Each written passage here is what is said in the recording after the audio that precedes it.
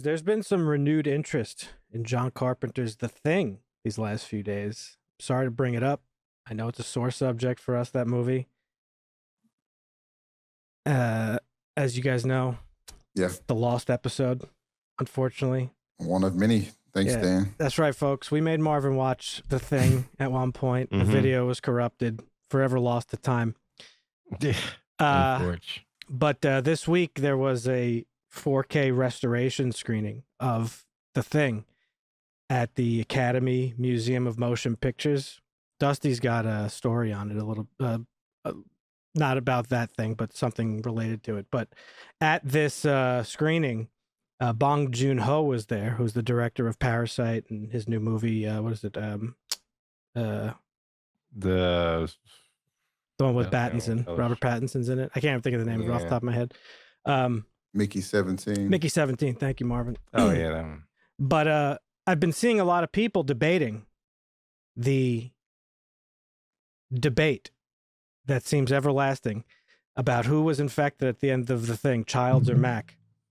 Now, I can't remember what we talked about when we watched it, but one prominent Twitterer said he finally solved the ending because of something John Carpenter said at this Q&A the other day, which he said thousands of times over the last 40 years. So it's just kind of like engagement bait, like Shirley.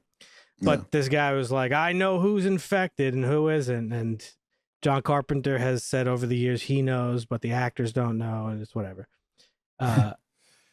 But John Carpenter said at this week's thing that there's a moment earlier in the film that hints at who is infected. So this guy, Joe Russo, on Twitter apparently figured it out, and he thinks it's Mac, which is crazy. That's like the contrarian answer, in my opinion. Yeah. Definitely looking for engagement, you know? Yeah. It's definitely not Mac. Well, that's what I said. I was like, cool, nice engagement bait. But, you know, this like question of who was infected, this discourse, it fucking has always driven me nuts. And again, I don't remember if I expressed this when we reviewed the movie. But like, for one, John Carpenter can't be trusted. Nothing he says can be trusted. He famously fucks with people who ask him these sorts of questions because A, he doesn't care, and B, he's been asked the same questions for 40 years. Mhm. Like, he's sick of it. Yeah. And Do you have a question locked and loaded for when and if you ever do get to interview John Carpenter? oh, that is a good question. I don't know, actually. Okay. He is performing here soon in New York in concert. I'm gonna go see him, I think. But that's a separate thing. But so him saying he knows who is infected is kind of meaningless to me, honestly. But it had me thinking all this Twitter discourse now, because I think trying to figure out who is infected kind of misses the entire point of the movie. And I think you guys probably would agree. Like, the movie's about distrust and paranoia. And in my mind, it's more likely that neither of them are actually infected, because neither of them trust each other by the end of the movie. That's the whole point. So the movie did what it was supposed to do. And that's like ultimately the final irony of the movie, is that these two guys who are both not infected distrust each other and are probably going to kill each other after the credits roll. You know what I mean? Yeah. So I never really just quite understood like this like need to know who's infected when it's probably neither of them. But yeah, I don't know if it's a need to know. Just it's fun. It's just a what if speculation thing. Yeah. It's always fun to speculate. I get it. That's a good open-ended, finality, because it lets you speculate. Yeah, Otherwise... absolutely. But it's just funny how fans have like taken like, you know, little camera glitches or like production errors, like with the breath not coming out of him, which like, and they're like, that's the good one. Yeah, that's the good one, the breath. And then, you know, him handing him the bottle, like he knows it's him. So this guy on Twitter, he theorized that because the doctor way earlier in the film was like, we should eat our own meal, we should make our own meals and only eat out of cans because it spreads on the genetic level. This guy thinks that Mac handing him the bottle is like him spreading sus. Yeah. Which I get it. I get it. But I don't know. I kind of just prefer looking at it the way we said. It's just like, the final irony is that like neither of them are infected, but they don't trust each other. Yep. And that's the movie doing its job, really, because you know it's a brilliant movie. That's right. The brilliance of it. 4K remaster, huh? That's cool. 4K. I wonder remaster. if it's jittery as fuck, like the Happy Gilmore one I watched. That shit was bad. Yeah, but I don't know. If you're still asking after all these years who's infected, I think you missed the point. Or you're baiting.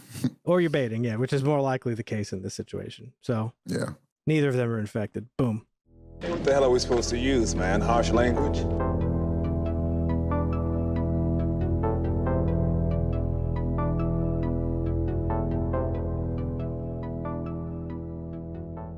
This is episode 126, and it is Make Marvin Watch Day. Dun, Beautiful dun, day. dun. Beautiful day, our favorite day. Dusty picked this month. He picked Summer School from 1987. We're going to be talking about that a little bit later. What have you guys been up to? How's your week? Marvin, we haven't seen you. How you been?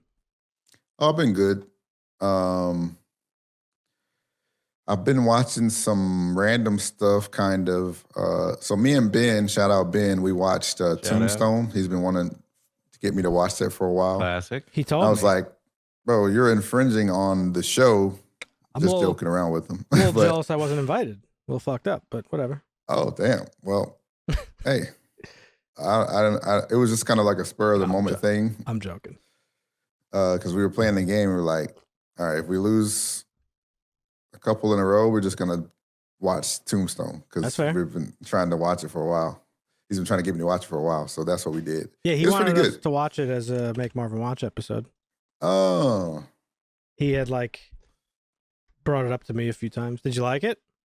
I liked it. It felt a little all over the place a little bit as far as like the plot and stuff. And he was explaining that it was something going on where like they were filming it and then they had to kind of stop or something like that happened during the process, something like that, where fucked up the flow or something. I don't know the full backstory, but I think there were some production issues and things that happened. Yeah. No, it was good though. It was an easy watch. It was funny. Yeah, I enjoyed it. Great. Is this actually a Western or is this like a... Yeah. Oh, yeah. This is Western. It's a modern Western. Modern I don't Western. know. Yeah, it's not a classic yet, right? We're not at 20 years, or are we? We are for sure. 1993. Yeah, we're at 20 years. Oh, yeah. Yeah. I mean, Tombstone's probably it's regarded as I would say probably one of the best movies ever made. It's a very well regarded movie. I'm not a huge Western guy. You guys know that, but I think I like Tombstone. It's a good movie. Yeah, it was good. I liked it. I've also been watching. I started watching Beef, that show you're telling me about. Amazing, right? It's good. It's good. It's real good. I'm not done yet, but I'm halfway done. It's really good. It's a very, very, very compelling story. The way I don't want to say anything, but the way it plays out is very cool and unique, and it's good. Where they go and how they get there is amazing. Yeah, I can see that. How about you, Dusty? What you been up to? Watching anything good? I watched a couple of things. I don't know. Did I say I watched The Electric State already? Did we talk about that last week? I don't remember. Oh, was that Netflix fucking mess? Yeah, the Russo brothers show that didn't apparently fare very well amongst the critics. It's a movie now. Oh, it's a movie. Okay, sorry. I thought I heard it's one of the most expensive movies ever made, is what some headlines calling it. It's like $320 million budget, I believe, is what they had. It's with Billy Bobby Brown and Chris Pratt and the Russo brothers of the Avengers films. Crazy cast, it looks like. Yeah, they directed it. Yeah, star-studded. But Marcus Juan and Carlo's McFeely wrote it. Now, here's the thing. Or John Carlo? Juan Carlo. Yeah, Juan. I thought it was Juan. I said it right the first time. You have this in your news later, right? About this movie? Did I see something about it? Yeah, you do. I'll wait. I'll save it till later. Yeah. I don't think I do. You do. Maybe not. Okay. About Kevin Feige. Oh, yeah. Want to be more hands-on. Oh, yeah. I'll bring it up later, but I've heard, just remind Marvin. Can you remind me? You got that? Actually, you don't have a good memory at all. Someone remind me to bring it up when we talk about this later, because I wanted to mention something specifically. But yeah, the movie's getting fucking dogged on hard. I want to watch it kind of because like how bad could it be? Really? What is that rating? 6.0? 6.0, yeah. 6.0 isn't bad, right? Is the quality of the screen share bad? That's passable for Dan. No, it's small, 6 feet away from me Gotcha. on my monitor, so I can't. Yeah, my eyes aren't that good. I'm almost 45. It's mid. Like that's a mid score, but it's getting shit on. People are saying it's like nothing but CGI slop and this. And I'm like, how bad could it be? But I don't know. Maybe we watch it this month in April. We got to start picking movies we watch. We'll see. Is this based on a book? It looks like it's based on a book, like a. No, I think they just came up with it. I think. Oh, okay. I don't know. Is it not worth the podcast episode? I don't. If it's not, we got to not watch it because I can't. I don't want to watch shitty movies anymore. It's a mid movie. Wait, what? Hold on, Marvin. Well, this is nothing happened. I don't want to watch mid movies though. It's too much good stuff to watch. Marvin, they can't all be bangers. They can't all be bangers. It's just. But they could. They could. But we don't know going into it. That's the thing. That's true. I mean, yeah. We just know based on the rating, but ratings aren't always right. You know. That's true. Yeah. But I feel you. Speaking of, I also watched Flight Risk, which I think is rated lower than. I think it's a 5.5. Flight Risk. Yeah. Oh, Mark Wahlberg. I mean, it's just 3 people. I watched it last night. I fell asleep, and I don't care to finish it because I'm sure I can. Mel Gibson directed this. Oh God. It's just I mean, it's. I like how we've made Marvin. Marvin's watch Passenger 57. It's a much better movie. Marvin's turned into a film guy now. Like he knows. Like, oh fuck, Mel Gibson directed this shit. Fuck.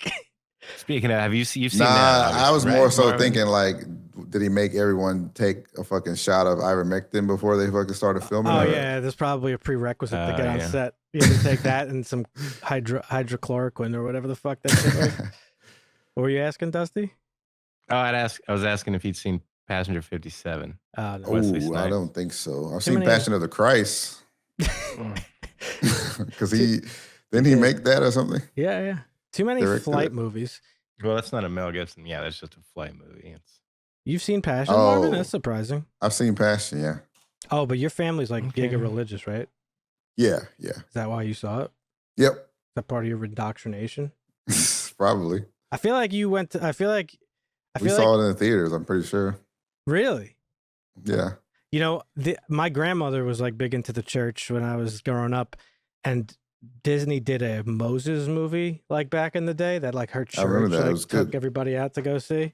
Yeah.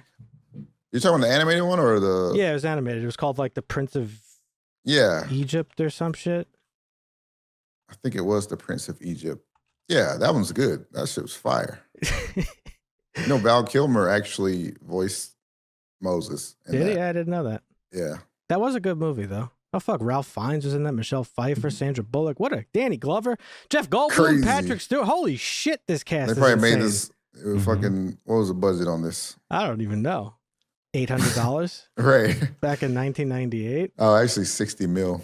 Damn. Apparently. Yeah. That's a cast though. Movies back then. Yeah. But that's the thing is, you could do that now. That's one person's fucking. I hate that. That's Dwayne "The Rock" Johnson's price. Everything. That's why movies are $320 million now because everybody needs $60 million for their. I'm not paying The Rock that much so that he cannot lose a fight. There's no way.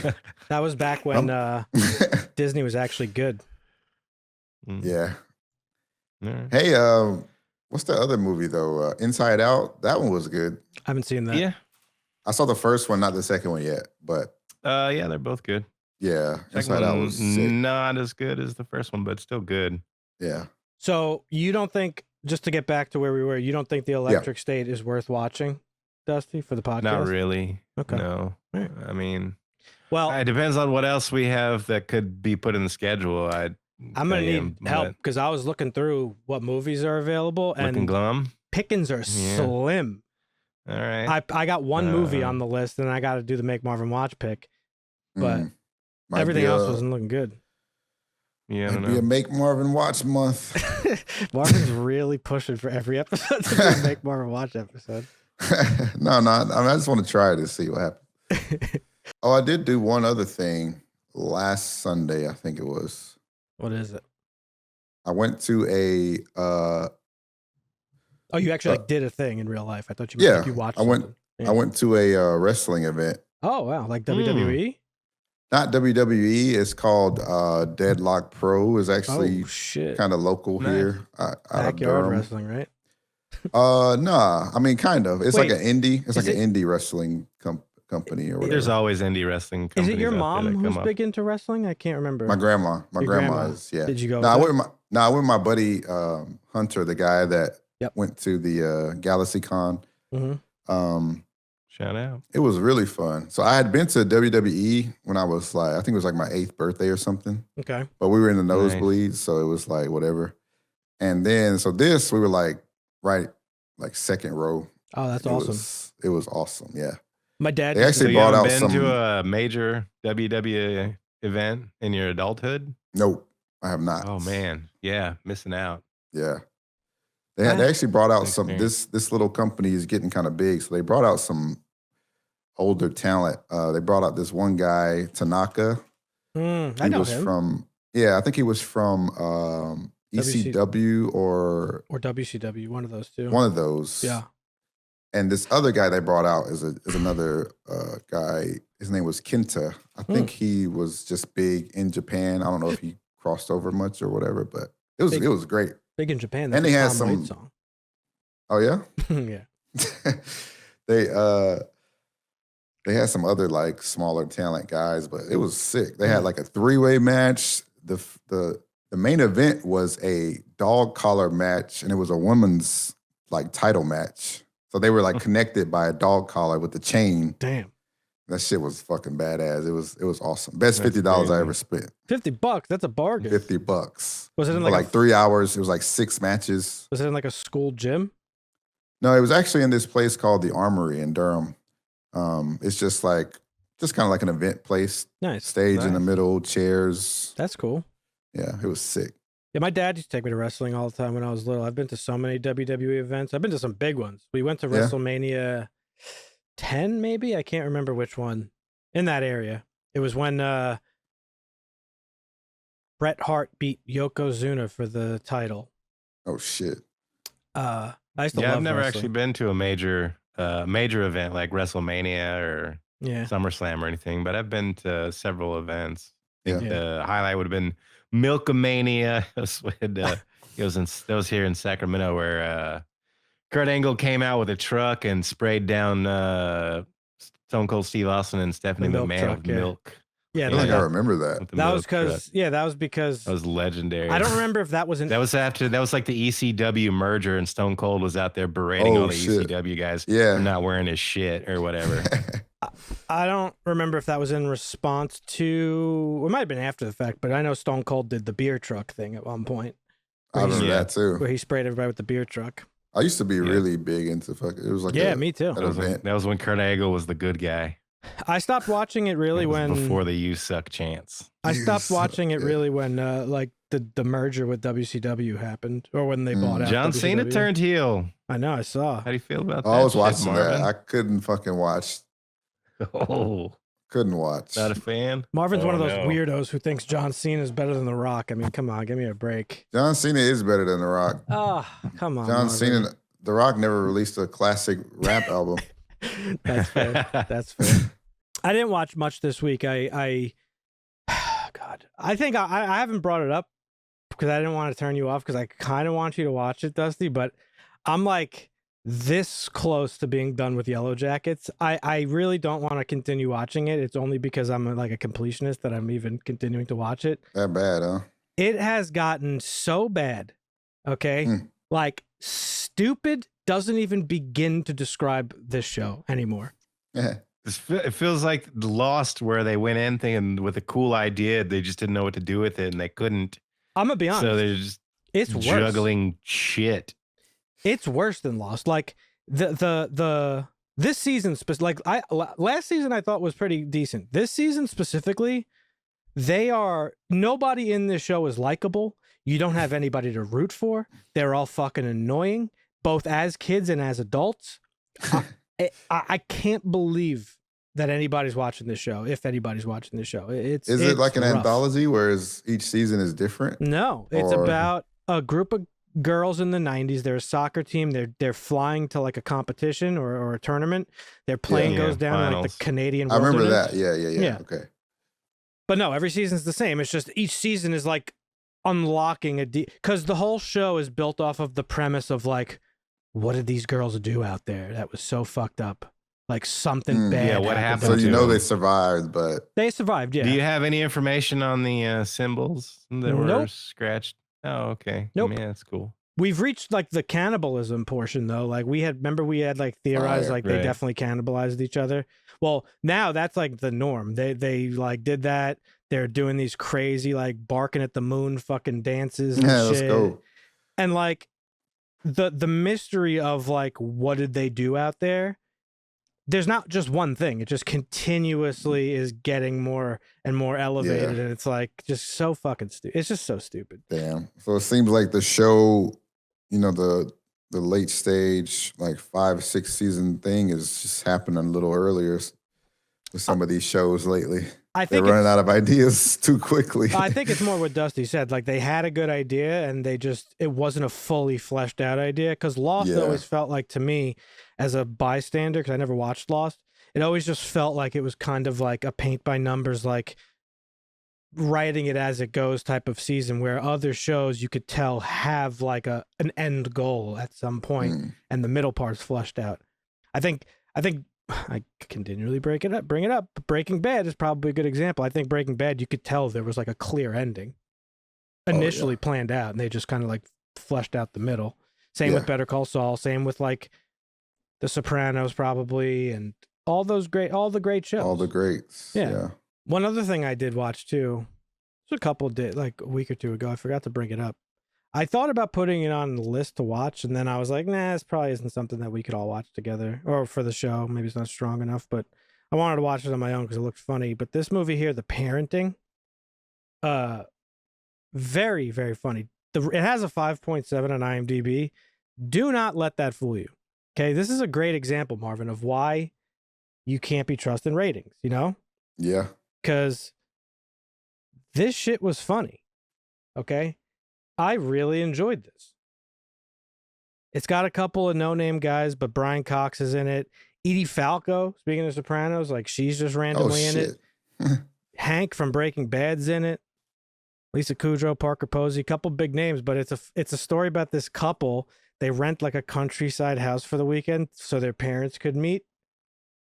And turns out that the parent turns out that house is inhabited by a 400-year-old demon. And so this is funny. What is it? 5.5? 5.7. It's a horror comedy. And like there are like genuinely scary elements to it. Like it's genuinely creepy. Yeah. But it is very fucking funny. Like I had a lot of like laugh out loud moments watching this.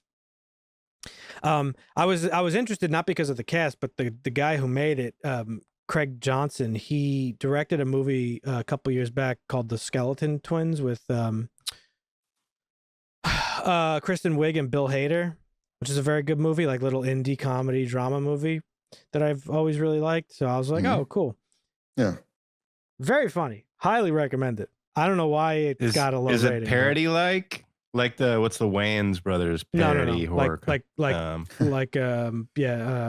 movie. Scary movie. No, it's not like a parody. Yeah, Scary Movie. Okay. No. That's what I was, because I saw this and I was like, oh, this actually could be funny, interesting. But is it Wayne's parody or is it an actually like trying to tell a real story? Yeah, no, it tells a real story. Okay, cool. And it's silly and it's like, sure, yeah, it's just, but it's I don't know, I found it legitimately funny. Horror comedies are some of the bad, like Army of Darkness. You can't. Oh yeah, one of the best movies ever made. Mm-hmm. And I gotta say, for not having seen them in comedies before, Brian Cox is very funny, and so is Dean Norris, who played Hank in Breaking Bad. Like they've got some pretty funny comedy chops, those two guys. So I don't know, just a pleasant surprise all around, I thought. Another thing that I know we all watched this week was the finale for Severance season 2. Why don't we get into that a little bit? Ooh, yeah. So, oddly enough, people are upset with how Severance season 2 ended. I've been seeing a lot of complaining on the internet. Dusty's looking like he's one of the complainers. I can see that smirk on his face. Oh, he's been complaining all the fucking time. I'm sick of it. Oh, yeah. I mean, but now this I've been trying to tell you. Well, hang on. What do you mean? This isn't directed at you, Dusty, but I think for most people, the disappointment says more about how they were watching the show than the actual show itself. Severance is not like a mystery box. Okay, it's a deeply emotional story about identity and grief and rebellion against systems of control and other things. And if you were just like hunting for theories and puzzle pieces, you probably missed the point. Now, I know I was guilty of that too. Oh, yeah. But if you walked away... But you're not supposed to know that going in, and it's kind of pitched as that almost. Like I don't know. I think it feels like a bait and switch to some people almost.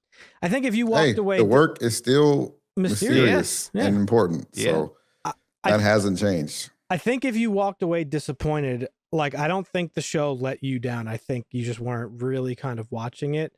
And again, people treat the show like a puzzle to solve. And I, again, fell into that too. And I think it's a mistake. Like, I noticed around the episode where it went into Cobell's backstory, a few episodes back, like the third to last one or whatever, where it explored her past. There were a lot of people, you included, I think. You didn't complain, Marvin, but you were like, this was a little more of a weaker episode. Yep. I think you had said. A lot of people said that, and I was kind of like surprised because it was one of my favorite episodes next to the one about Mark and Gemma's past.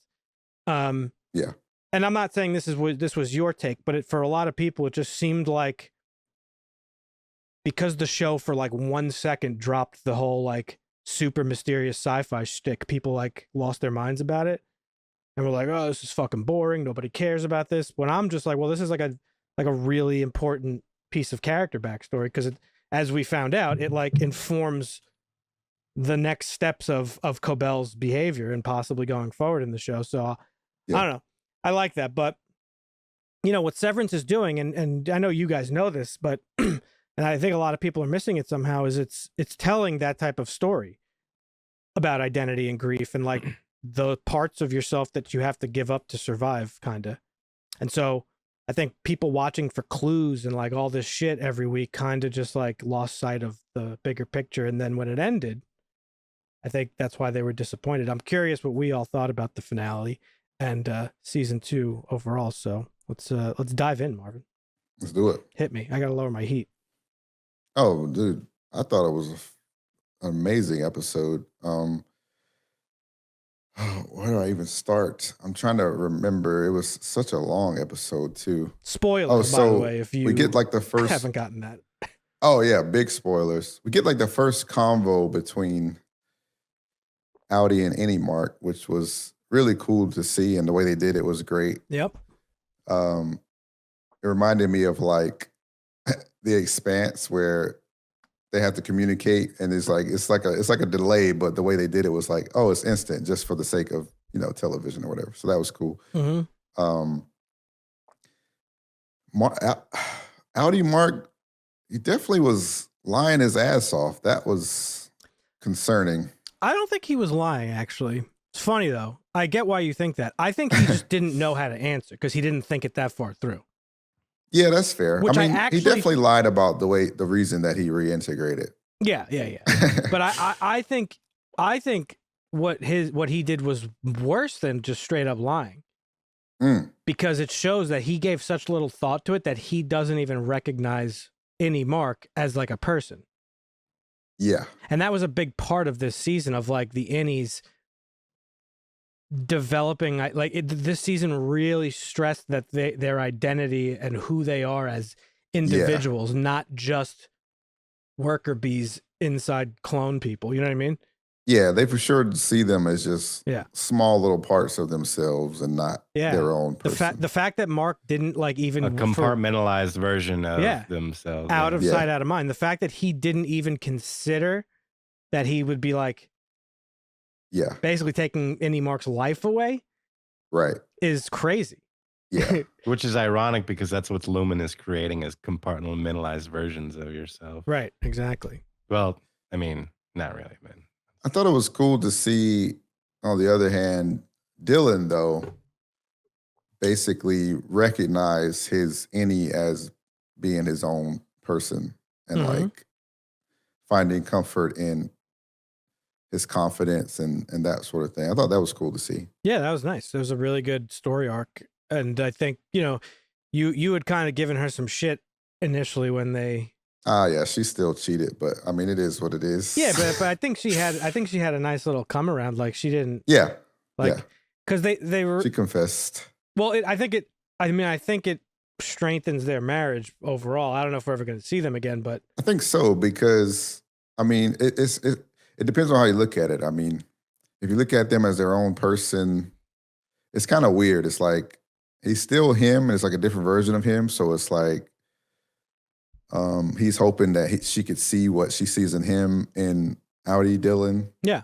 But it's like, if they're different people, that's where it kind of gets flawed, I feel like. I love the way that when Mark first saw the tape that any Mark made him, he like has this like wondrous like look of like, yeah, wow, this is a totally different person who just happens to look like me.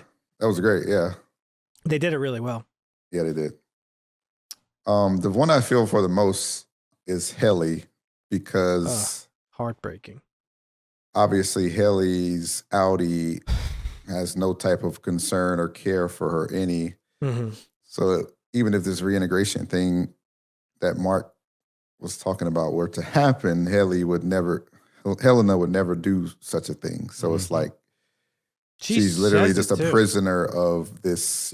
She's just a prisoner. Through and through, whereas at least the other people you think they're like, we'll try to, like separate us somehow or make you your own, whatever, right? But like, that one hurt the most from watching this episode. Yeah. By you, Dusty, what'd you think of this finale? More questions, more unanswered questions. The fight scene in the hallway is pretty good. You got to see Brianna Tarth going at it again. God, I forgot about the fight scene. The goat storyline is the fascinating thing to me because they're doing the whole sacrifice and you got people living as goats and we're talking about trading consciousnesses and maybe even cloning, but whatever. It's so, I don't know. But my biggest complaint with this story is like it's getting into the Walking Dead territory of like, I want to rewatch the whole fucking thing with a stopwatch just to see how much time they spend people walking down the same fucking hallway where nothing fucking happens and we're just watching them walk down the hallway. And I get you're building a scene, but we've seen this scene a million fucking times. We're 2 seasons in. We don't need to spend 5 minutes walking down a hallway where nothing happens in one episode. Please stop it. So question, what answers do you think, genuinely curious too, what questions do you think are missing that you want answered? Or what answers do you think are missing that are... I mean, what is Lumen really up to? How did they get so you want to know that start? Stuff. Like, that's what most people, I think, want to know is what's going on. Why are they doing this? Are they doing this to everybody? Or are they like not just, oh, wow, this is a really gripping tale on the exposition of these people and their innies and their outies. And I don't really care what's going on because it's just fantastic character development. It's like, no, people want to know like why the fuck this shit's happening. Yeah. And like there's a valid complaint, obviously, because the internet is a buzz. The reason I asked. Like, I get it. And it, like you said, some shows, it just kind of takes you a little bit to get into. Well, it's like you can't get into it if you constantly don't know what the fuck's going on. You're just like, I'm just supposed to watch these people experience life in a world that I don't know and I don't understand. That's compelling to some people, but most people are going to start tuning out, I think. I think it's a mix of people as far as like the reason they're watching it and what they expect of the show. Because when I look at Twitter, it's just people that are just obsessed with just the relationships that some of these characters have between each other. Like, you're in the good part of Twitter. I'm in the shitty part of Twitter. People are obsessed with like Mark and Helly and Dylan, or mostly like Irv and Bert. I do see a lot of that too. It was just after this finale where I saw a lot of there were a lot of people, they didn't like how it ended.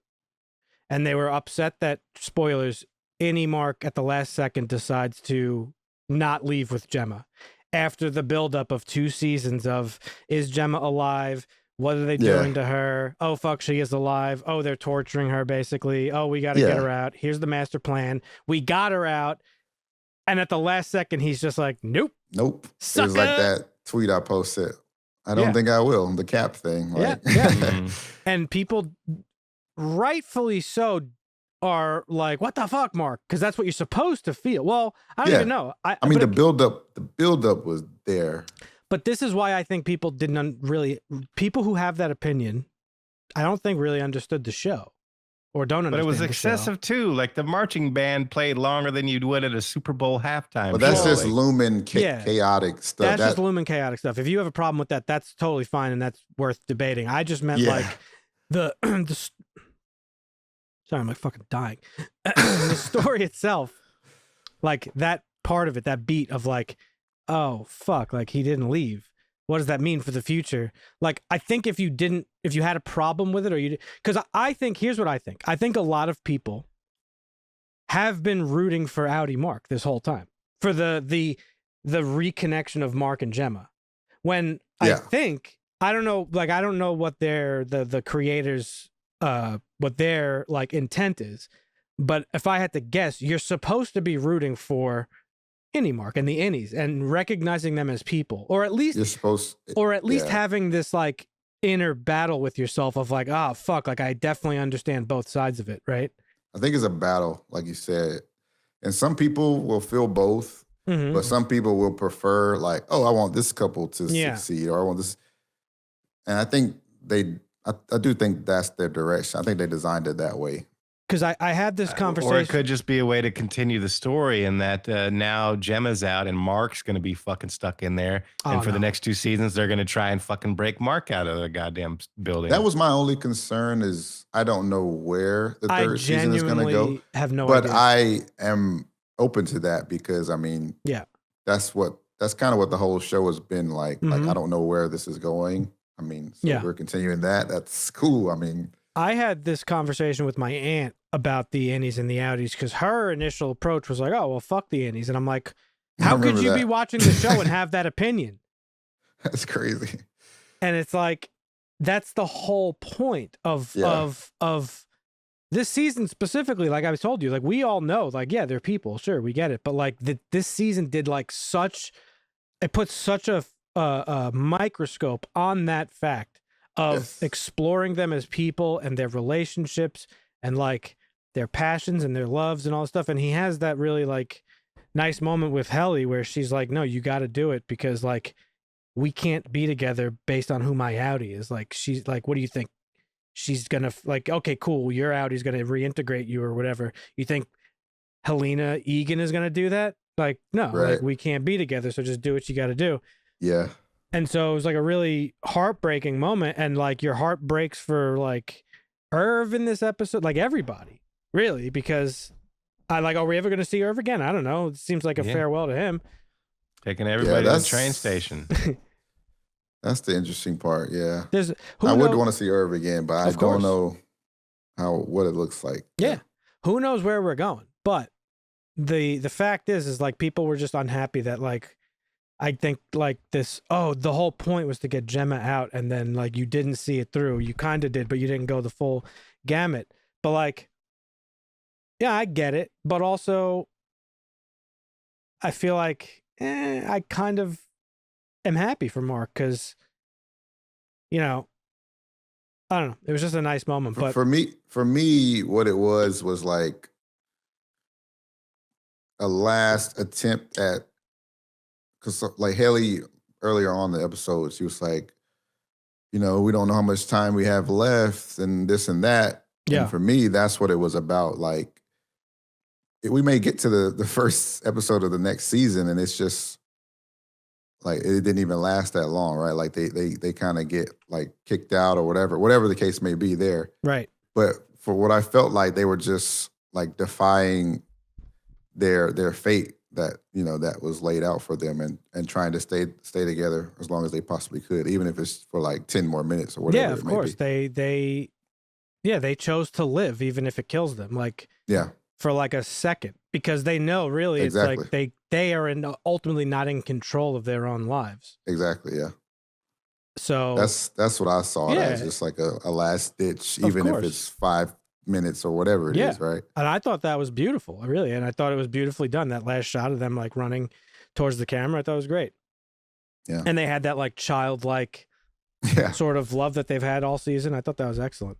Yeah, Helly R, she got like her little moment there where he's like, I choose you, basically. Mm-hmm. Now, as far as answers go, Dusty, to revisit that, and I asked you for a specific reason because I kind of had a realization. I'm a little upset with myself that I did fall down the rabbit hole of like I like theorizing. Yeah, but they give you the okay. I like theory crafting and I love finding Easter eggs and all that stuff.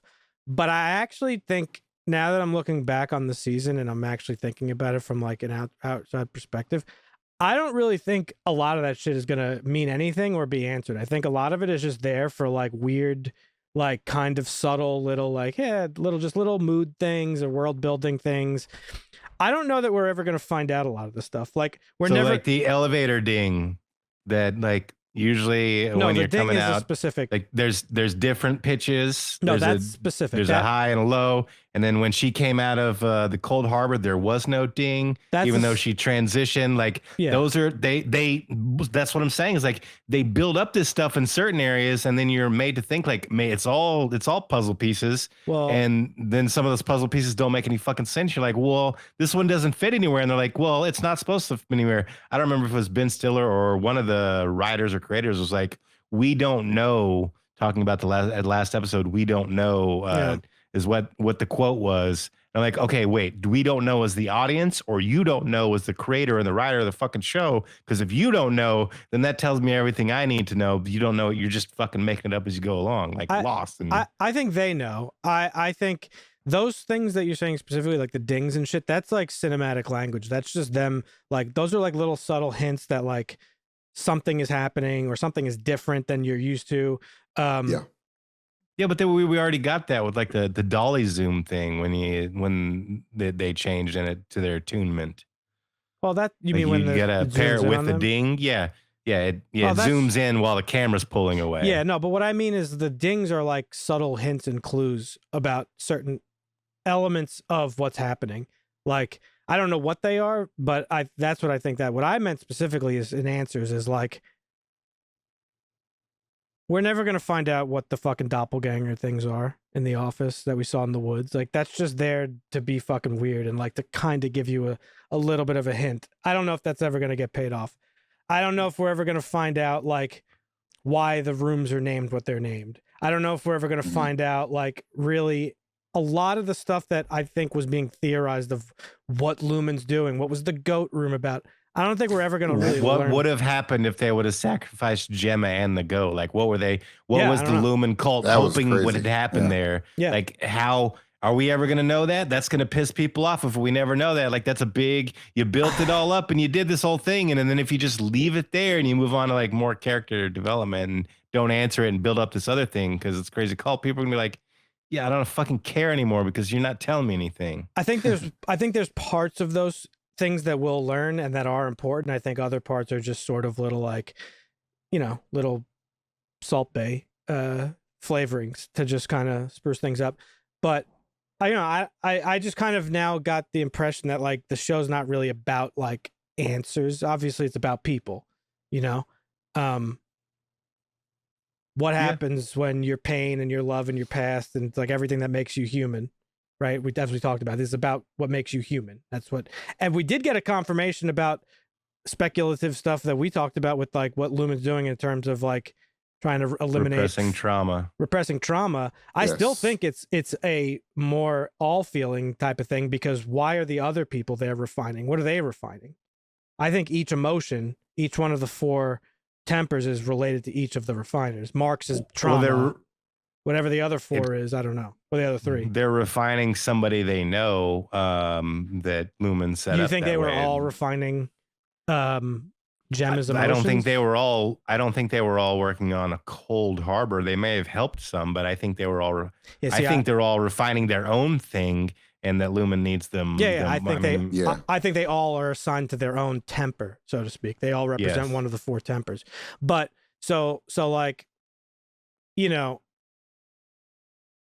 I don't know. I didn't mind the lack of some of the answers. You know, I don't know how long the show's going to go for. It got greenlit for season 3. They said they want to get it out as soon as possible, like sooner rather than later, I think was the sentiment. So that's good. A lot of Severance too. A lot of the stuff you see is metaphor. So it's like not necessarily about what's in the goat room or how many copies of clones exist, if there are clones, but it's like, you know, what it means. You got to look past that. It's like what it means to split yourself in half, right? To survive whatever you're going through. And at the end, you don't really get it. Maybe you don't get a lot of answers, but I think you do get catharsis, which is a little bit different than answers, because I felt very satisfied with the way it ended for all parties involved. Like Gemma got out of whatever she was being tortured by. Mark without dying. Yeah, without dying. Well, so far. Mark. She still got to go through the rest of the building. Outie Mark, like, knows that she's out and she's safe and alive. So that's his win. Annie Mark got to spend however long he has left with Helly. Like, so everybody kind of got like little wins. Even Irv and Dylan. As Marvin said, Dylan's sort of story arc has a pretty nice conclusion where he recognizes his innie is like the parts of him that he could be, that he now needs to strive to be to save his marriage and like all this stuff that he wants to strive to be. He says in his letter, like, I've always been, what does he say? I've never been much of a, I've never been much to impress. I never impressed much, or something like. He says something along those like lines. That. Yeah. And so that's nice. I think Irving, while we don't really know what and why he was investigating Lumen, it seems like he had like a peaceful sort of send off. Like he was happy with his outcome.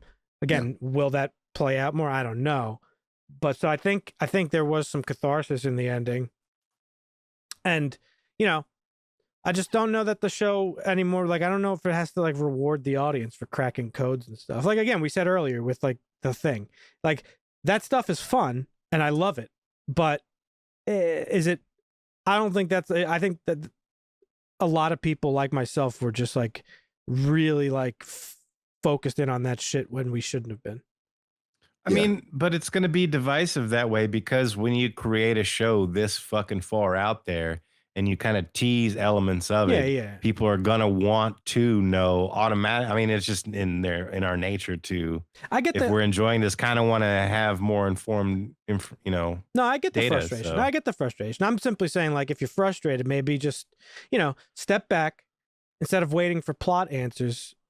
Maybe you're just waiting for plot answers when the characters are giving you emotional answers the whole time. You know what I mean? Mm-hmm. Kind of like the thing. But overall, I thought the season was great. I thought the finale was really great. I was surprised how violent it got when Drummond got fucking shot in the neck with the goat thing. Fuck that guy. That was hilarious. It was Drummond. So highlight of the show. I was surprised that Drummond was about to straight up kill Mark after. Oh yeah. He caught him in the hallway. I was like, oh shit. Well, because Cold Harbor was done. It was done, yeah. That's all they needed him for. Yeah.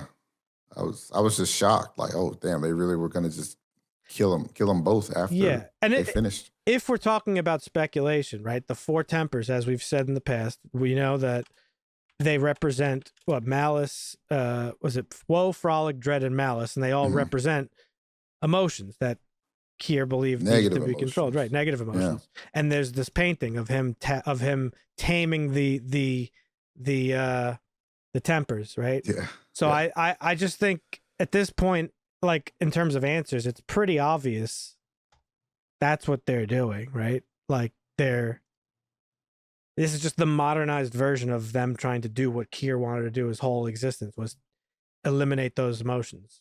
Sort of, yeah, I think that's well, right. he kind of alludes to that when he talks to Helly in the building. He's talking about, I saw that in Keegan.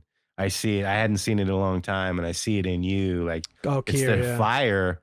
Yeah, Kier. It's that fire that he's trying to tame, that he sees, that he's afraid of, because he wants. It seems some sort of complacent society where everybody just is a robot. That dude is creepy, by the way. I'm glad we got to see some more of James Egan. He's a creepy fuck, especially when he like watches his daughter eat breakfast eggs, and he's like, I prefer if you take them raw. Right.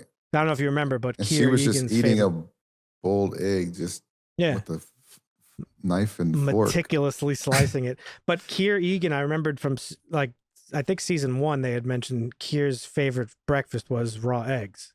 Oh, I missed that. So James is like, I prefer when you take them raw. Like, imagine talking to your fucking daughter like that. But he came out with his shit too. He's like, I fucking don't like my daughter. I don't love my daughter. So we might see a world where Helly joins the team, or Helena. Yeah, she could flip. Well, it's definitely possible. I think we pretty much know now that Seth is like full on board, working for the man. I don't know, actually. I think he just doesn't want to be made a fool of, is the thing. Yeah. Because he also fucking cursed out Drummond too. Or he stepped up to Drummond in the episode prior. Was it the episode prior? I can't remember. I think it was this one. He told him to eat shit. Yeah, that shit was gangster. Basically. Yeah. I think he's just tired of being walked on by anybody. I don't think it matters to him who it is at this point. Yeah, he just wants his respect. Yeah. Fucking respect me. But yeah, so I don't know. I really liked it. Did you guys have anything else you wanted to talk about with the episode or the season in general? Or I love the sequence of seeing the different Marks and Gemmas when they were going, like, from in the room where it was a different Annie Gemma, to outside where they were finally like actually Audi Gemma and Audi Mark. Yeah. Then it was Miss Casey and Mark, and then it was Gemma and Mark. I thought that was. It was nice. It was nice seeing them reunited finally. Like Mark seeing that she's alive, and it was good. Good payoff. Yep. What do you think about? Mark had mentioned it, like Gemma had like, I think it was 24 or 26 innies. 24 files. Yeah, it was a lot. 24 files. What do we think about? He was so intent on saving the lives of innies, but if Gemma's out, then what happens to those 24? Well, that's what that doctor was yelling, right? When he's like, come back, they'll all die or whatever. You'll kill them all. He was trying to basically. Yeah. He was trying to manipulate him and like guilt trip him. But I mean, it's a valid point. Like, I think he meant kill all her innies. That's what I'm saying. Yeah, including Miss Casey, and like, because each room is a file. Each file represents one of her innies, which represents one of her emotions. Really, that's what I'm saying. Yeah. How do we feel about him? That's what I'm saying. It raises a lot of questions. It's like Mark is a mass murderer. Really, that's what like, because he cares about innies that he knows and like that's what I'm saying. Close to him, but he doesn't really care about the other innies. That's what I said. He barely cares about his own innie. Yeah. Like it's such a dark. Well, I'm saying any Mark. I'm saying any Mark, not Audi Mark. Oh, any Mark. Yeah. Yeah. No, I mean, it raises a lot of questions. Actually, I didn't think about it. It was Audi Mark that found out about the 24. Yeah, he heard the doctor scream. So any Mark doesn't even know that Gemma had 24 other innies. But it's such a good concept, and it's like, again, that it's very dark, their conversation with each other, because like Annie Mark realizes Audi Mark didn't even consider his fate. That's fucked up. Right. That's worse than lying. It's like, dude, what? Like you made me and now you're going to fucking kill me. Like, that's crazy. Yeah. So I'm team Innie. I don't know about anybody else, but. Yeah, I probably lean towards team Innie. I hope they can separate them somehow successfully. I got to make shirts for our merch. Team Innie, Team Howdy. Yeah, that's good merch. Make 2 separate shirts. But yeah. Did you see do you remember the Team Lumen when they went up the elevator while they were kissing, and then Miss Casey's like, "What's taking place?" Yeah, what is taking place? That shit was so funny. Yeah. But yeah, overall liked it. 10 out of 10 season for me. I don't know about you guys, but it was good. And it was worth the wait too. Don't forget, we had to wait through a writer's strike and COVID and fucking all sorts of Hopefully shit. it's a lot faster this time without messing up the quality. Yep. Of course. Yep, for sure. But yeah, let us know, folks. Leave a comment. Let us know what you thought of season 2 of Severance and this finale. If you have any theories for season 3, be sure to let us know too, because I don't really know where the show's going to go at this point, which I actually like feeling that way. I like not really knowing where it's going to go. Well, there's a lot of other stuff going on this week. Dusty, what you got for us in the news? Okay. Andor. Speaking of stuff, shows we talk about. Are we going to talk about this one? It's coming up pretty soon, April 22nd. We're done with Severance. Are we going to talk about a show? Are we going to continue? We covered season 1, so might as well. All right. Well, season 2's upcoming, and Tony Gilroy teases that they're upping the romance game in Big. this. Love me some romance. He sat down and did an interview. Previously this was exclusive to Disney Plus, but it's also going to be made available on Hulu and YouTube as well. That's interesting. I guess the adult rating of it, they want to give it to a bigger audience, so they're putting it on the other platforms. Nice. But yeah, the question comes from an interview he sat down with. It was, can you tease anything that Andor goes through emotionally, even in the abstract? And this is what Tony had to say. He says, Andor has a lot of things to go through. I'm carrying a lot of characters now all the way through. So the overarching, fundamental, consistent through line is all these people just trying to live while they're in the midst of a gigantic storming revolution. How do you fall in love in the middle of a revolution? How do you hang on to a relationship? There are lots of romance in the second half and many different people in different relationships. How do they fare? So it feels like he's continuing the storyline of all the main characters, which is good and bad because it makes me feel like maybe there'll be some plot armor there that shouldn't be. But he goes on to expand that kind of quells that. He says, who am I willing to die for? And how did I end up in a life where all of a sudden I have to die for something? Right. So hitting all the big questions. Pretty good little interview. If you want to check it out. But so we got some updates there. So up in the romance game in Andor. Right. I'm here for it. It's coming out soon, like I said. I'm very excited for Andor. It's a banger. It's the final season. I still think it's hilarious that Disney is marketing it as like, this is our good show, we promise. I hate that. Yeah. It's so fun, but they have to because they're fucking fumbling hard. Mm-hmm. Yep. Okay. Well, Warner Brothers is looking to maybe they're looking at their animation with the same lens as they did with the NBA license. Maybe we're better off without it. Yeah. And that seems to be the case. Wow. Maybe looking to sell the Looney Tunes brand, according to Jeff Snyder, Insider. He's right about some stuff, wrong about others. Take it with a grain of salt. However, we had talked about Acme versus Coyote. That's the Will Forte, John Cena movie that got shelved for a $30 million tax write-off. But they were listening. Warner Brothers has been listening to offers, but they wanted around $50 million or more for distribution rights.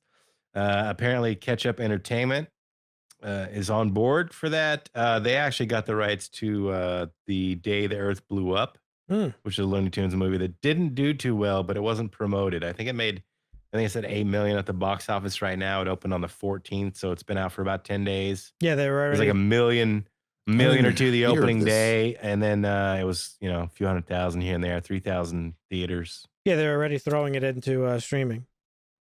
Yeah. Like they don't even give movies a chance to fucking succeed anymore. It's ridiculous. Well, and they don't promote them. But this is Brad or Jeff Schneider. He says, I'm told that part of the reason WB decided to sell Coyote versus Acme to Ketchup rather than take a tax credit a month before tax day, which is April 15th, is because the studio is trying to sell off Looney Tunes altogether. That's So crazy. and the hopes to continue to profitize, which they're the only ones that I think that are profitable in the streaming service. Everybody else is still losing money. We talked about Apple isn't $1 billion, but Max is the only one that's made money and has turned a profit, I think. Yo, this looks good though. I'm gonna watch this when it comes out. I actually did watch this. I didn't say that I watched this because I wanted to wait till we talked about the news piece. This is pretty good. Is it worth watching for the podcast? Porky and Petunia. It might be because this is Porky and Petunia and Daffy, and Daffy is hilarious. He's one of my favorite Looney Tune characters. Does this have your approval, Marvin? Yes, I would love to watch this. Okay. So if this movie, the word is if this movie did well, that we might actually see Acme versus Coyote. That was the rumors. This has to do well in order for Acme to cut it, but it only did 8 million, so I don't know. But I think the star power of an actual full-on 50-50 movie of live-action anime is a little bit different than this. But it's classic animation. It's funny. It's got some great parts. Yeah. So, yeah. Okay. Something to consider. You also, I'm just going to bring it up here because you don't have any other pieces of news, but you did mention Apple. And I did see... I have other pieces of news. What do you mean? No, for Apple, I'm saying. Oh, okay. Yeah. Speaking of Apple, you did mention the fact that they are apparently losing over $1 billion a year on streaming. Yep. I don't think that's a bad thing. It is for them. Well, not really, because they probably don't feel It's it. not. They probably got $1 billion in their don't. couch cushions. But what I will say is this. Yeah, they do. We joke around a lot about how Apple's, the GOAT and they just do the best shit, which is true. They do. They only make good content.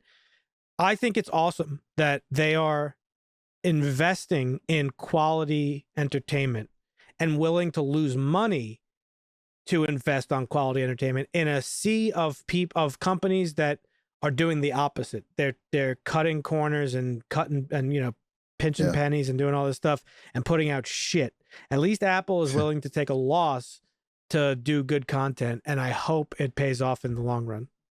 Yeah, but I don't think that they got greedy with it along the same pattern that somebody like. No.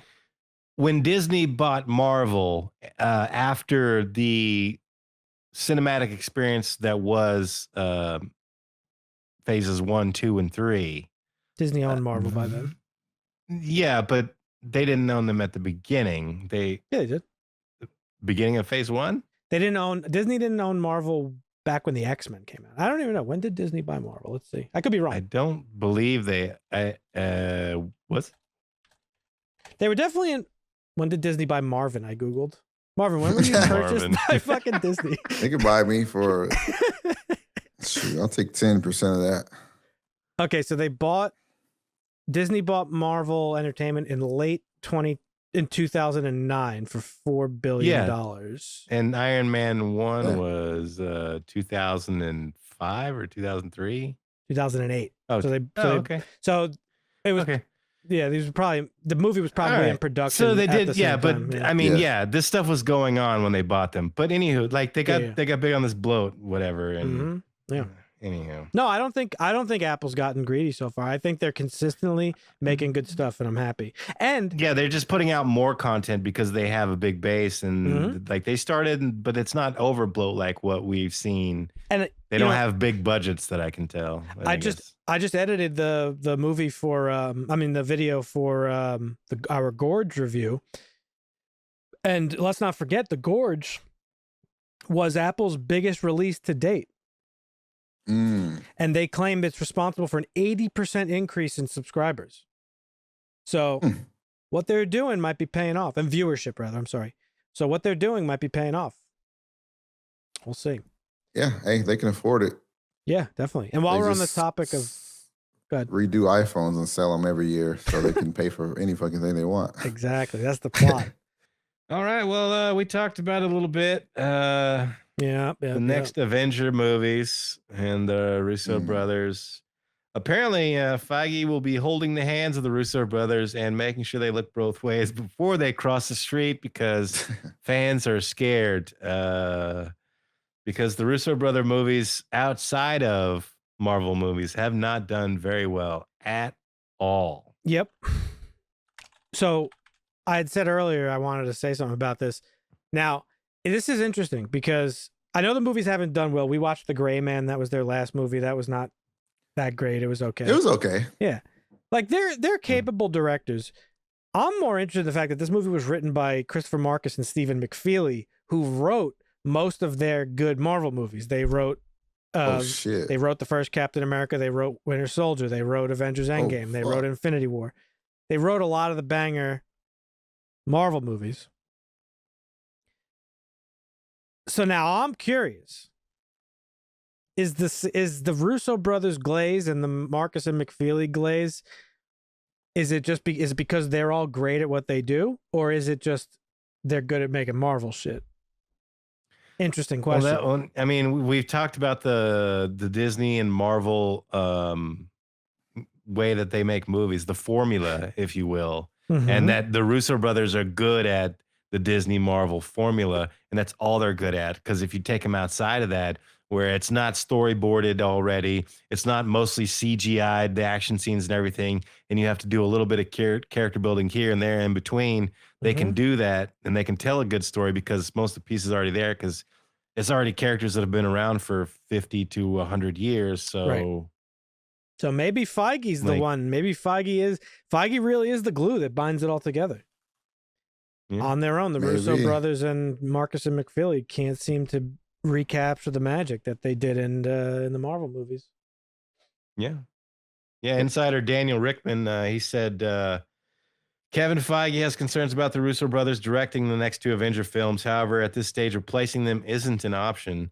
So he plans to closely oversee the projects, ensuring the script is just right and everything stays on track. He's going to be way more hands-on than ever with them. Do we think this comes real? After, I mean, the Russo brothers said something along the lines of Robert Downey Jr. is the only person that could have played Dr. Doom, and fans are like, okay, that's retarded because hopefully you'll have an actual Dr. Doom after the reboot and not just an RDJ. May like you can't just like sideshow one of the greatest villains in Marvel to a one-off fucking variant of goddamn Iron Man. Like, what?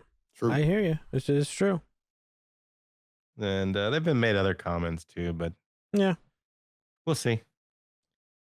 All right. And all right. Speaking of comments, Rob Lowe, he was talking with our boy, what's his name, Adam Scott, about a great many things on the podcast. Apparently, Rob's pretty unhappy with the state of filming economics in California and LA specifically. Who isn't? He said for his show, I forget what it's called. He said it's cheaper to take 100 Americans to Ireland and film a show there than it is to walk across the lot of Fox, past the soundstage, and film it locally. Damn. Because of taxes and the economic breaks that other places. And there has been like an exodus of sorts of Hollywood of film companies building up, going to other states and even other countries. Right. Taylor Sheridan built his big thing down in Texas. I forget where.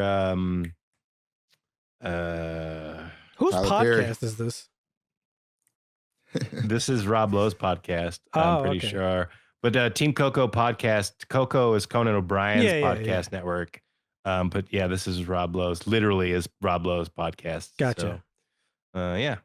So got it. So Team Coco is like he's a just podcast arguing it's company. Yeah, it's Conan O'Brien's podcast network, and he's got other people on there, I guess. We got to get on there. That's what we got to do. Yeah. But he was like, he said, you fire the leadership. It's criminal over the abusive taxes, is what he says. So Rob Lowe, little taxes theft. Just get your libertarian take for the tax breaks that everybody else gives the film industry. Right. Hollywood says pay your fair share. So what else you got? What's your last piece of news? Well, it's back to John Carpenter. Toby Hooper does not, I believe, the Texas Chainsaw Massacre have a Hollywood star, but John Carpenter, he got his this week. I think they live streamed it. It would have been cool to go down there and see it. I think it was Thursday they did it. I don't know, but maybe they haven't done it yet. I don't know. But he got his Hollywood star, horror icon. People, I would imagine, Dan My boy. in high school debating people about what the greatest horror film of all time is and stuff like that, which brings us to the movie we're about to talk about. So that's the end of the news. Did he get his star yet, or he is getting it? Oh, no, it's going to be on April 3rd? Okay, so he's received it, but it hasn't been put in right to whatever what is that area? The ground called. Yeah, I feel you. Sunset Boulevard off Sunset, where the stars are. The you know who also Chinese got theater over there off Sunset. A star recently, and I can't think of a good reason why, but Gal Gadot, the worst actor in the history of Hollywood. I heard about that. Yeah. Like, based on what are we giving this woman a star? But that's Izzy, baby, Okay. Anyway, thanks for the news, Dusty. Appreciate it. Yeah. Once again. Bless you, Marvin. Woo. Thank you.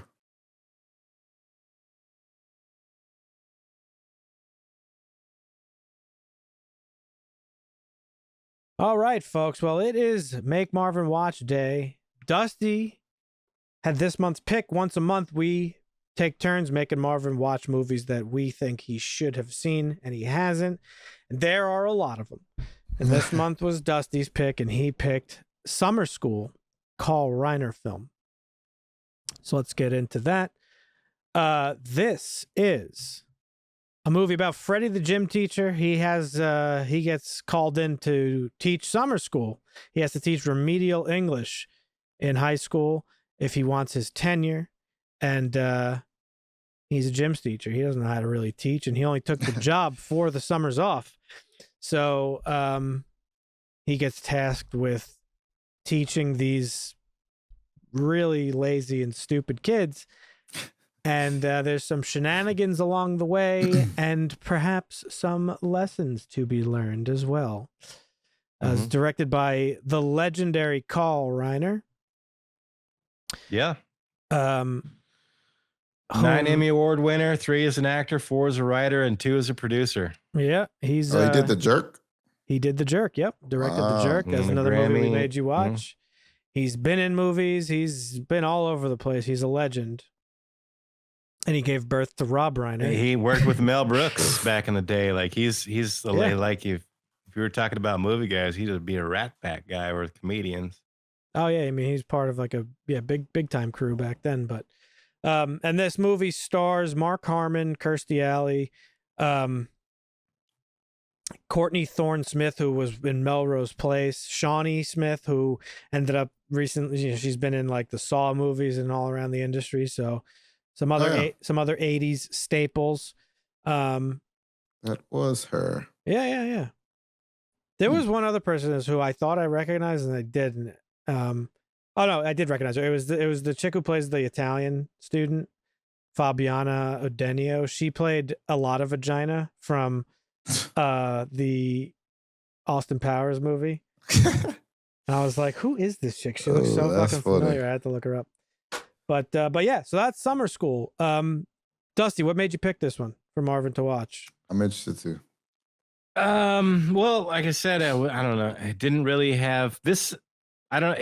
We've talked about it. I don't think you've seen The Breakfast Club, right, Marvin? I have seen The Breakfast Club, yeah. Okay, so this would have been like a precursor to a movie like that, like a lead up. This is one of those. I don't know. This one has a special place in my heart, I guess, because when I was growing up in high school, we had a coach. Shout out John Casey Phillips. He coached what we called bonehead English, and it was remedial English. And that's what we all called it. And my first year, I think, as a junior was his first year as teaching regular English. So he got to step away from teaching all the remedial stuff, teaching everybody. Wow. And so we had him, and like he was an interesting guy to be a teacher. and it kind of reminds me of this in a lot of ways. But we do a lot of horror movies, you know, and these guys, a couple students love horror movies, reenacting it. There's just so much to love about this. There's a lot of stereotypes. Obviously, it is the 80s. There's some men stereotypes, some women stereotypes. And they're all over the place, but it's still a fun movie. I found myself, I haven't watched this in a while, and I was chuckling a lot through it. So yeah, it's a great movie. I haven't seen it in a while, but always worth a watch when I do watch it. It's a fun one. You mentioned Breakfast Club. The Breakfast Club actually came out 2 years before this, but it's interesting because the 80s was dominated at this point in time by coming of age stories. Well, by teen comedies and dramas, but like John Hughes specifically teen comedies and genres, and this sort of like steps outside of that box and kind of does something completely different. I haven't actually seen this movie, believe it or not. This is another one.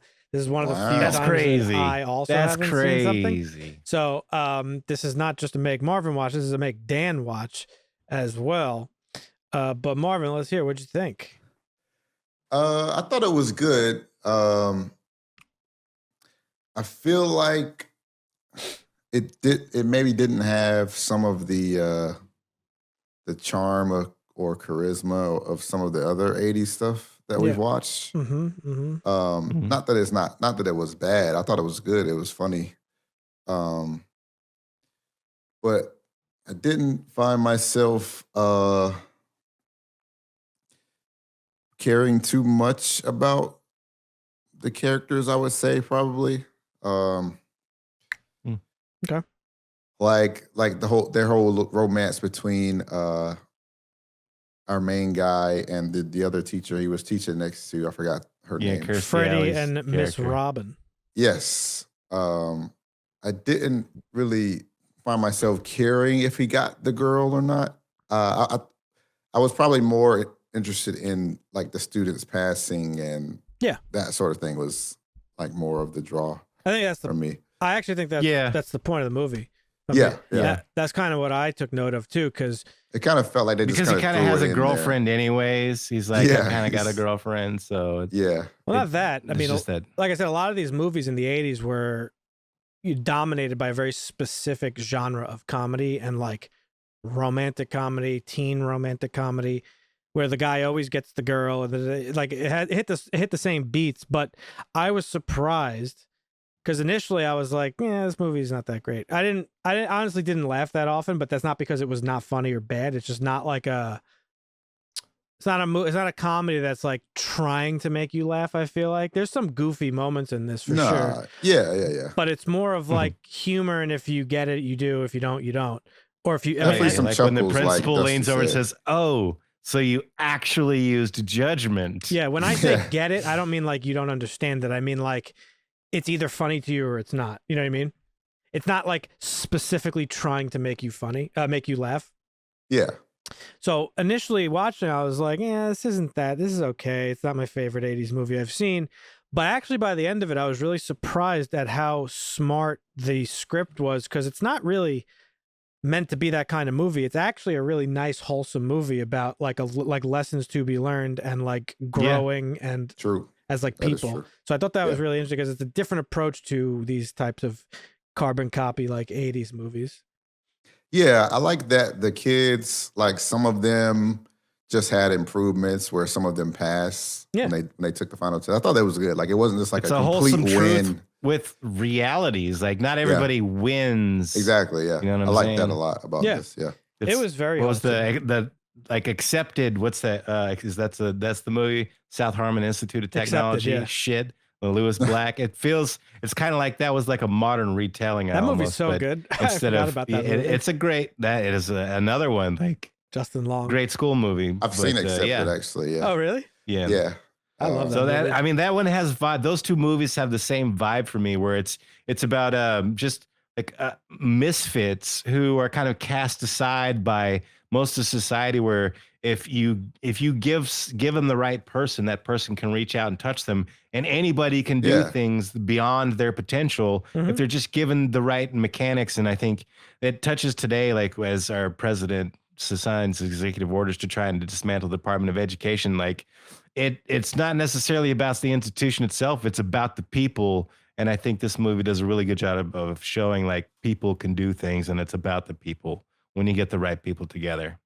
Another thing that really took me by surprise was, again, with how smart the script was. I don't know if this is what the movie's intent was or if I just interpreted it this way, but I like how the main character, Freddie, he's obviously a misfit of his own. He's like the guy who took a teaching job because it's the easy. He became a gym teacher because it was easy, and he gets the summers off and he doesn't have to teach anything.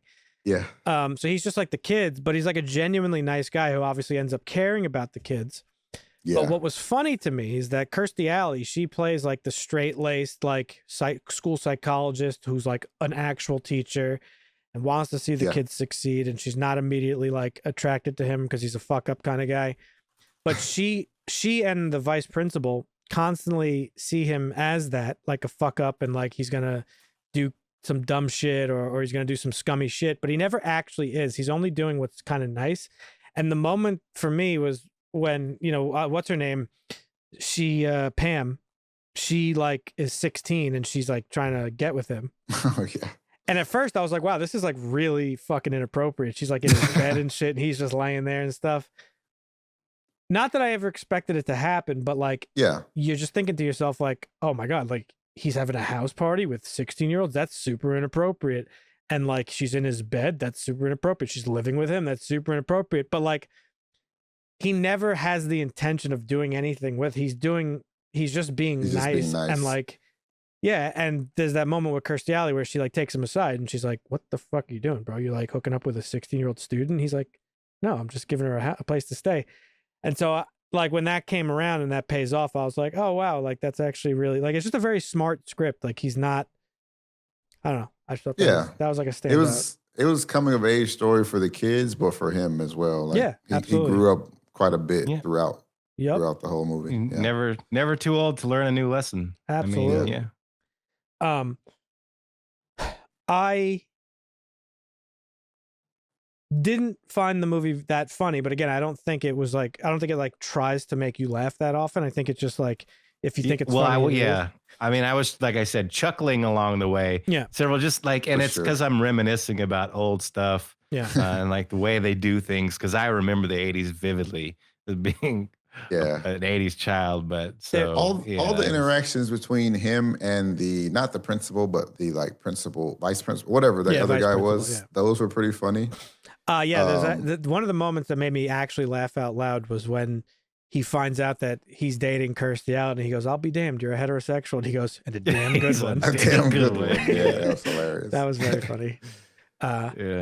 So, you get a lot of side characters. Obviously, Dave and Chainsaw are the standouts. I really appreciated their love for not just the Texas Chainsaw Massacre, but horror movies in general, and their affinity for special effects. That little scene that they was did, so sick. Yeah, that like horror movie scene was fucking dope, and like really kind of took me by surprise. I didn't expect that. I really enjoyed it. Yeah, it was great. Which student do you guys think has the best mini arc, though? Mini arc. Yeah, like which one comes full circle? I really liked probably the Hispanic black girl. Yeah, she was like black Hispanic or something. Yeah, Denise. Yeah, just because she was like dyslexic, she couldn't drive, and then I don't think she ended up passing, but she had a pretty big improvement. A big breakthrough that would lead her to better things in life because of the discoveries and whatnot. Yeah, I really, I would. Go ahead, Dusty. No, I was going to say I basically agree with that. I don't think there was. I mean, the football jock circled all the way back around because he kind of grew as a person getting out of football. Even though he learned a little bit of football, he became the Le Mans coach for the the girl, and kind of become a good guy. But then as soon as he figured out he passed, he just reverted to that like Cro-Magnon jock, like football, let's go. Yeah. So it's kind of a funny arc, but yeah. She was my favorite, Shawnee Smith, Rhonda, the pregnant chick, because like it was another very like, again, very smart and like adult script for a comedy like this, because she's a teen she's a teen mom, and she like makes the mature decision to like put the baby up for adoption. And it was refreshing for a couple of reasons. I don't have any opinions on it whatsoever, what people do with their bodies or whatever. But like, if something like this was in a movie today, the internet would be in an uproar about like it'd be the debate about abortions and adoption and should you do this and should you use protection. The movie doesn't treat it like a controversy at all. It's just like, she's a kid, she made a mistake, got pregnant, and made the responsible choice to put the baby up for adoption because she's like, I'm not ready to be a mom and I don't know that I could be a good mom right now. So I don't know. It was just it'd be interesting to see even how Carl Reiner would rewrite that scene today if you gave it to him. Like, if it would it be like, I decided to give it up for adoptions with a good home, and then it pans to the classroom and everybody's like, oh, okay, that's cool. Like, there's no wording or anything. You just kind of see everybody. Where would you have like, 5 or 10 minute monologue of like, oh, you could have done this or you should have done that, or good for you for being like. So what do we think? But it was well done. Smart writing. I agree. It was. I think it was a really good, nice way to handle that. It just they just didn't even have to address it. That's the whole point, really. It's like, why does it need to be addressed? It's just a thing. But what's the deal with this guy here? Do we know? The black guy? It was just supposed to be a funny just thing. Went to the bathroom for 6 weeks. 6 weeks, but then he got like a 92 or something. Came crazy. Back, bombed the test. I don't even know how you failed the first time. Like, it was funny though. It's just that's an 80s trope. Like, one person, like, it was they did it in the 90s too. Guy on the couch, basically. Oh yeah. From just that one person in the movie. Yeah, Half Baked. Yeah. There was another funny moment where it was kind of when they first started taking it a little bit more serious. One of the kids was like, "You want us to study?" And he's like, the thought did cross my mind. And they're like, well, what's in it for us? What do we get out of it? And he's like, literacy. It's just pretty funny. Yeah, that's what I'm saying. The comedy was different. It was just like, it's just like things that you might find funny. Like, because it is obviously objectively funny to me, but like, other people are probably just like, I don't know. Comedies of the era were just different. They were just different. You get that on the nose stuff though. It's like, it's either supposed to make you laugh or it's supposed to make you feel uncomfortable because it's a commentary on like the way things are sometimes or the way things are all the time. So that's the whole point of comedy, is just to like have an escape to it, to laugh about it for a second. Yeah. And the movie kind of like resonated with me too, Dusty. I have a similar story to you. When I was in high school, I spent the majority of my high school years in art classes, like all art classes, because that's what I did. And in the senior year, I had art, one single class for like the majority of my school day. It was like a multiple period class. And my art teacher all through high school was like an actual artist, like starving artist. Like, that was he lived or died fucking art, drawing and painting. And I don't know how he fell into being a teacher, but like, he did not belong teaching high school art, and he treated us like artists, not like students. And I always appreciated that. He would, he obviously was a little inappropriate at times. Like, he would send us to 7-Eleven for like snacks and treats. He would let us go outside and smoke cigarettes. Oh, wow. Like, but I feel like it had an impact on me, because art is not about like it's not a structured thing, and he didn't teach it that way, the way other people did. So I mean, he kind of reminded me of Shoop. Yeah, so I thought that was cool. Good teachers. Oh, that was good teachers. There's always like, Marvin, you've got at least one teacher that through your career in school that like had a, like, out of all the rest of them, like that one really, like, I'm always going to look back fondly on that teacher. Yeah, actually, I was in like art. Is it the after school, like art club after school in high school? Yeah, and the art teacher was just like that. Like, heck yeah, nice. Way cooler than the rest of the teachers, pretty much. Cool. Yeah, always good to have one teacher like that. Yeah, you got. I mean, teachers are important. Yeah. No, very important. They're very underappreciated. They're all important, but we generally, everybody has one they remember that had an impact that pushed them to a point that they didn't think they were going to get to, that makes them feel better about themselves as a person going forward to accomplish other challenges. Dude, yeah, there's also one that you always hate too, though. Oh, like, yeah. Oh, if you for saw sure. her, you would for sure trip them. You know what's funny? You want to hear a funny story? So 2 things. One, my art teacher I was talking about. This guy probably should have been arrested because he used to meet us out on the weekends to play pool with us. Oh my God. We knew where he lived. We would like we would get shit faced and just like go yell up at his window and shit. And like, so not the most appropriate thing, but he was a cool guy. That's hilarious. Talking about somebody we hated. We had a gym teacher who was such a scumbag. Like, he was 3 feet tall, had a Napoleon complex like no other. And this guy, so the first day of high school, we had to convene in the gym class. Yeah. And they were doing roll call and giving us our locks, lockers, assigning us lockers and stuff. Yeah. Mm-hmm. And me and my friend Tim, the second our names were called, we just like got up and left and went out. So my high school was built on a park. Oh, that's sick. Yeah, there's a park literally on the property of our school. And so when you cut class and stuff, you would just go hang out in the park and smoke cigarettes and shit. Yeah. And that's what we did. Our names got called. We did our thing. We got our things, and we immediately got up and went to. I'm trying to find it on the map for you, but it's not here apparently. Oh, okay. But we went. I had out. a buddy that lived in the street behind the school, so we would just go to his house while his mom was at work and sit in his backyard. Yeah, it's Oh kind. my God. It's kind. Oh, it's kind of like the same thing. Here's like kind of a decent picture. No, That looks sick though. this isn't even the school. Oh. This is the school up the block. Oh, okay. But anyway, Oh, junior high. yeah. Anyhow, we went out to the park and we were smoking. We got caught by the security guards and they brought us back in. So ever since that day, the gym teacher like fucking hated me. If I showed up to class, to gym, even like I'm talking like fraction of a second late to class, he would send me to in-school suspension. And it was just like this back and forth like feud we had. Yeah. And so the funny thing is that my friend George, one of my best friends, he is now a teacher in this school district, and his coworker and one of his friends is the son of the gym teacher that I hated. Oh shit. We went out to dinner like a few months ago, me and Nick, shout out to Nick and Shout George. out. We went out and we ran into this guy and his wife or whatever. And my friend George introduced us. He's like, you know, Dan had your father in school for gym. And I was like, yeah, man. I was like, I hated your dad in high school. What's up? And George was kind of like a little mortified, but like we just kind of laughed. I don't know. Like, what the fuck? Yeah. People hate teachers, man. It is what it is. Yeah. Yep.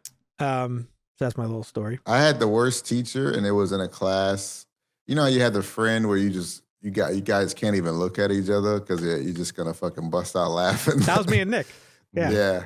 I had a friend like that in this one teacher's class, and she would just kick us out instantly. Oh, it yeah. was so bad. Bro. Like, we look at each other, and I just bust out laughing, can't fucking help it, and I'm just out. Like, Yeah. Well, what can I do? Yep. That's who. Just That's laughed. who. That's what me and Nick were. Nick and I in a science class. We had to get separated across the literally as far across the room as you possibly could. I had to put like a stack of books so I just can't see this guy because I had to stop getting kicked out of class. It was bad. It was just the funniest thing ever though. Here's like a map picture just to give you guys an idea. Like, this was my high school, and like the park is like literally here. There's a lake and everything. Like, so you could just Oh, that's sick. step out of the school door, like one of the doors, like the art room basically was in the park. Like, you would just go out to the park. So Wow. yeah. And what's crazy, even I was thinking about this recently, like, because the world is very different now. You got to worry about like school shooters and fucking terrorists and all sorts of shit. Yeah. Like, back then, I don't know about. What? I was more likely to get shot in high school than kids are today. Well, Jesus. my point being is the school had a multitude of entrances, and none of them were locked. None of them were like guarded. You could come and go as you pleased, really. Nowadays, this school that I went to, like, you could only go through the main entrance, and there's like metal detectors and stuff. But I was thinking about it. I was like, what fucking idiots? Like, I used to literally like leave one of the doors open with a stick to go smoke and just come back. Like I could just like let people in, like strangers. Just duct tape them, the breaker bar doors. Just tape the fucking thing pushed in. Like fucked up, man. Yeah. But anyway, I don't know. That's cool. But teachers are important, and there's yeah, I thought the movie did a really great job of sort of expressing that. Like, it broke the mold of these 80s teen comedies in a way that was kind of rarely done back then, because this was it had like a growth and like a learning thing, and it wasn't just like slapstick sort of like laugh out loud in your face comedy or like sex. Really, there's no sex in this movie, which is shocking for an 80s movie. Right. So yeah, it was like a milder Lean on Me. That's what it felt like. Yeah, like a more comedy version of that. Yeah, like that's. You mean what Stand it By Me? Like, I mean, a Back to School. No, Lean on Me with Morgan Freeman. Yeah. Where he's like the fucking got the baseball bat and the fucking crazy high school. Yeah. Classic. Yeah, you know what? The whole time I was thinking too. I was thinking of the one with Michelle Pfeiffer. What's that movie where she with that Coolio? Gangster's Paradise. Yeah, well, that's the Coolio song. Been spending most our life living in classic. What movie is that? What movie is that? I don't know Michelle Pfeiffer. She plays the teacher that goes to like the ghetto school and like reforms everybody. Oh, Dangerous Minds. Dangerous Minds. Dangerous Minds. It's been done a million times. No, it has been done a million times. In this movie, it has in like a comedic sort of lighthearted way. It was way more light, which was good. Dangerous Minds. Damn, I forgot about that movie. 1995. Retired U.S. Marine becomes a teacher in a Californian high school. Her mostly Latino and Black students from an impoverished and racially segregated locality do not easily embrace her. Look at the cover, bro. Jim Belushi did it one time, and then there's the Marine. That cover's with fire. He's fucking gonna drop the hottest album of 1995 right now. It's got some. I don't know if it won any. Did this win an award? Is this an Oscar winner, or is this just an Oscar nom? Because it was definitely a nom. I might have won something. Look at this guy in the background. He's just like, "What up?" It's so funny, dude. The 90s, bro. Yeah, anyway, man. I thought this movie was really shootings good. And 90s rap, man. It was the culture back then was wild. Part of the culture, yeah. It was like that's all they fucking rapped about in the 90s. It was gangbanging. It was weird.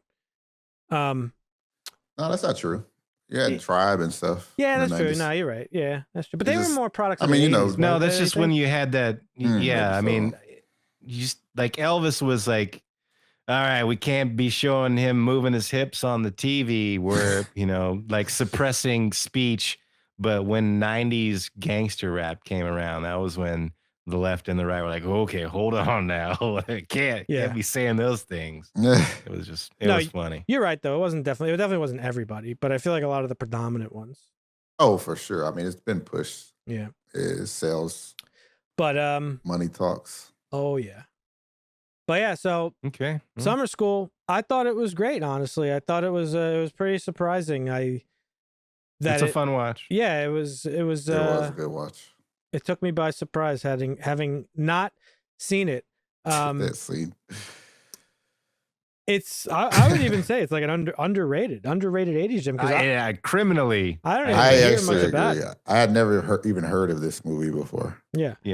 And you know what's funny is I get it. I thought I heard about it, but I didn't. There's so many movies from the 80s that are about the summer that have summer in it. There's Summer Rental, which is also directed by Rob Reiner. There's One Crazy Summer with John Cusack. Like there's a bunch of them. So, but these were none of these. I think part of the reason is because it's such a good script and it's well done. That this wasn't like your tier list cast. Like if you took a group of actors from any decade and you say, I mean, that group defined that genre, like the Broken Lizard, like the Super Trooper guys from the 2000s. You know what I'm saying? Like they're iconic for their era. None of these guys were really iconic for their era, besides obviously Kirstie Alley, who was iconic for the era. And Mark Harmon. Yeah. But other than that, it was all just like a bunch of unknown kids that weren't per se. What's funny Yeah. What's funny is this Huge. guy who played Chainsaw, I thought he was like in every 80s movie ever. He just looked familiar, but he wasn't. No, yeah. He's been in like 4 movies. A lot of. I mean, there's some that went on to do things, but yeah. And he voiced Alpha in one of them voiced Alpha in the Power Rangers show. But at first he looked like Christopher Moltisanti from fucking Sopranos. I was like, no fucking way. A little bit does. Yeah. But I thought this motherfucker was in like everything. He looks so familiar, but he just isn't. So yeah. But great movie. Good pick. I enjoyed it thoroughly. Same. Sounds like Marvin did. Yeah. It was good. It's got a 6.6 on criminally underrated. Yeah, I would say so. Criminally underrated for sure. 6.6 on IMDb. I would give that a bump. That's a 7 for me. Yeah, this. I give more than that. I'm giving this a 7.5. It's okay.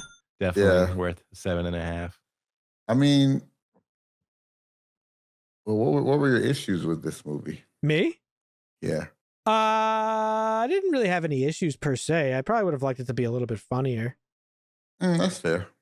I mean, not that it wasn't funny. Like I said, it is funny, and I did, but I think, I don't know. Like I just didn't laugh a lot. I would have probably preferred to laugh a little bit more. There was like, yeah. See, this one might have been one way it would have been better for us to watch together. So you guys hear me chuckle. You're like, "What are you laughing at?" I could reference some 80s shit that maybe is a little bit before, because this is fair. Like 87. So like some of this, like not saying like you're a kid, Dan, because I know you get some of these references, but some of it is 80s humor. Yeah, no, I definitely thought it was funny. It wasn't like laugh out loud funny. A lot of the time. There was a few moments I laughed out loud. Yeah, I agree. What did you have a problem with, Marvin? I just thought it could have been funnier as well. Okay. Everything else was good though, so it's probably like an 8. Okay. Yeah. All right. Yeah. You know what? I'll bump it up. Nice. You convinced me. I'll give it an 8. Cool. I'll give it an 8 too. Why not? Right, fuck it. Everybody just 8 for everybody. Go. Crazy 8s. Yeah, no, it was good. It was better than I expected it to be. It's a fun little underrated movie. I love this movie. And like I said, I don't watch it that much, but I've probably seen it 20 times in my lifetime. And every time I watch it, it's just the scenes are good. Big School of Rock vibes. I could watch this again, easy. Oh yeah, for sure. Yeah, easy watch. But there you have it, folks. There's Marvin's thoughts and my thoughts for our first times watching Summer School. If you've seen it, leave a comment. Let us know what you think about it.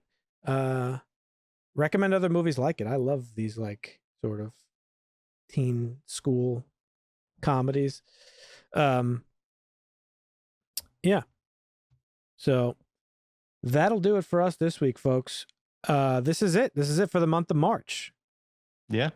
Dang, it is, huh? We got to make a calendar for April now. Yeah, well, next week, I know we're watching. We got to flesh out the Actually, rest no, of the there's month. one more week in March. Yeah.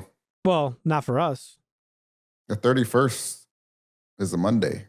That's a recording day, but the episode will air on April 1st. Yeah. Oh, I see. Okay.